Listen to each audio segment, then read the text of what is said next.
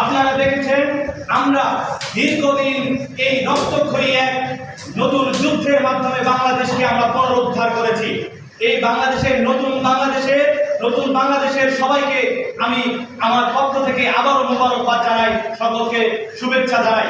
সুপ্রিয় উপস্থিতি, আমরা বিগত সময়ে দেখেছি এই ক্যাম্পাসে, যেহেতু আজকের এই সরকারি আশিক মাহমুদ কলেজ স্বাধীন ছাত্র সংসদের পক্ষ থেকে আজকের এই প্রোগ্রাম, আমি বলতে চাই এই ক্যাম্পাসে যারা রাজত্ব করেছে আমরা দেখেছি, তাদের জন্য আমরা ক্যাম্পাসে ঠিক মতো কথা বলতে পারি নাই, আমরা এই ক্যাম্পাসে একটা মিছিল করতে পারি নাই।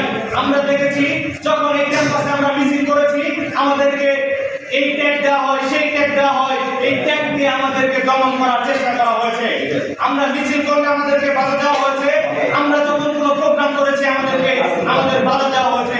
আজকের এই প্রোগ্রাম থেকে বলতে চাই, এই বাধার দিন শেষ। আজকে থেকে যে ছাত্ররা সারা কয়েক মাস ধরে পরিশ্রম করে বাংলাদেশকে নতুন করে স্বাধীন করেছে, আমি বলতে চাই 1971 সালে যেভাবে বাংলাদেশ স্বাধীন হয়েছিল, যে সাম্য, মানবিক মর্যাদা, ন্যায় বিচার প্রতিষ্ঠার লক্ষ্য নিয়ে বাংলাদেশ স্বাধীন হয়েছিল, আজকে আমি বলতে চাই নতুন করে আমরা এই বাংলাদেশকে আবার স্বাধীন করেছি। এবং আমাদের এই যে কারণে আমরা বাংলাদেশকে স্বাধীন করেছি, আজকের এই বৈঠক থেকে আমরা বলতে চাই, জামালপুরের মানুষদেরকে আমরা একটা স্পষ্ট মেসেজ দিতে চাই, আজকের থেকে এইভাবেই আমরা স্বৈরাচার বিরুদ্ধে একটা অভিযান চালাতে চাই, এখানে যেন কেউ আধিপত্য বিস্তার না করতে পারে।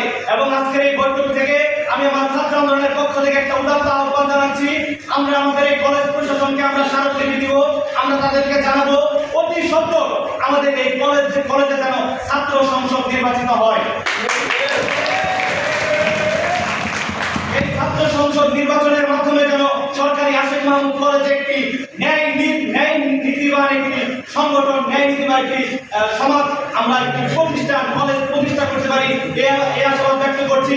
সেই সাথে আমরা আমাদের কলেজ প্রশাসন এবং আমাদের সম্মানিত শিক্ষকদেরকে আমরা আজকের এই বৈঠক থেকে বলতে চাই, আপনাদের ভয় নাই, এই বাংলাদেশ আমরা নতুন করে স্বাধীন করেছি, আপনাদের ভয় নাই, আমরা আপনাদের পাশে আছি। আপনাদের যে কোনো কার্যক্রমে আপনারা আমাদেরকে ডাকবেন, আমরা ইনশাআল্লাহ আমাদের সর্বোচ্চ দিয়ে চেষ্টা করব।